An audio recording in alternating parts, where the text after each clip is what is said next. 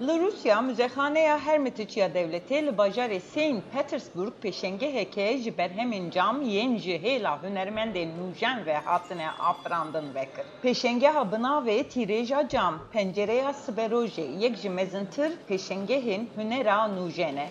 Zêdetirî 500 berhemên ku ji aliyê hin hunermendên herî navdar yên cîhanê ve di şûşeyên cam de hatine çêkirin, têne pêşkeşkirin. Salonên pêşengehê wek peykerên piçûk û sazkirinên mezin hatine veguhertin.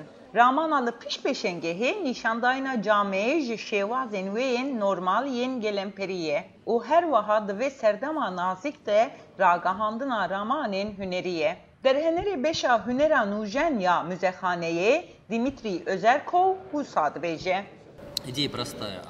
Ramana hêsan e. Ew dibêje ku cama nûjen ji hunera xemlandî û karanînê zêdetir e. Em fêr bûne ku bifikirin ku cam tiştek duemîn e. Pencere ye, şûşe ye, xemlandin e û bi gelemperî ne bi karên sereke ye. Her wiha bodahîna peyameka mezin hûn nikarin camê bikarbînin. Li vir bereva jî tevahiya berheman xeba di derbarê peyamên mezin de ne. Di derbarê qelsiya dinyayê de ne.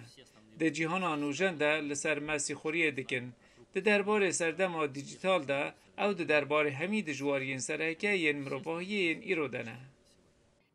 Gelek hunermendên ji heremên cîherengên cîhanê û nêzîkatiyên hunerî yên cuda nêrînên xwe yên li ser rastiyên serdema nûjen bi rêka berhemên cam destnîşan dikin.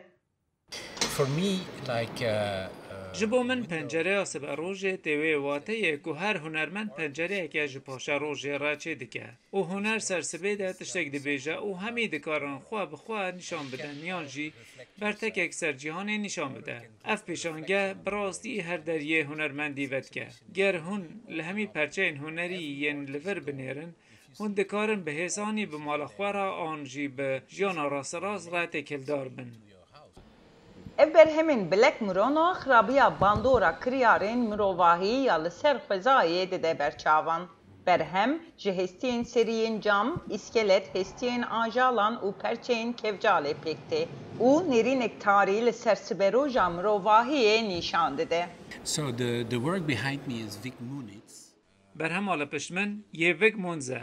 Ew ji Brazilyayê ye û ramona pişt çend sal berê dest pê kiriye û wek hûn dibînin ku wî van qedehiyên vexwarinê yên gelerî yên vendîkê mezin dike. Lê gava hûn wan mezin bikin, hûn şekileke mezin ya cîhanê didin. Hûn jî şekileke mezintir yê qiraliyetiyê didin û gava ku hûn hîz dikin ku hûn ketine cîhaneka din. Berhema hunermendê Çînî Song Dongya bi navê birayê mezin yê cam yan jî Glass Big Brother şemadanekî bi çend metreyan dirêje ku kamerayên çavderiyê yên camê tê de hene. Ev berhem armanc dike ku bo otoriterîzma nûjen û dijwariya têgihîştina azadiyê hîşyariyekî bide. Pêşengeha Tîrêja Cam, pencereya siberojê bi hevkariya Berengo Stüdyo ya li Venedîkê hatiye amade kirin. Berengo Stüdyo di 2009 da projeya Tîrêja Cam dayê dest pê kirin. Heya îro zêdetirî 300 hunermend beşdar bûne. Proje li heremên cudayên cîhanê hatiye pêşkeş kirin.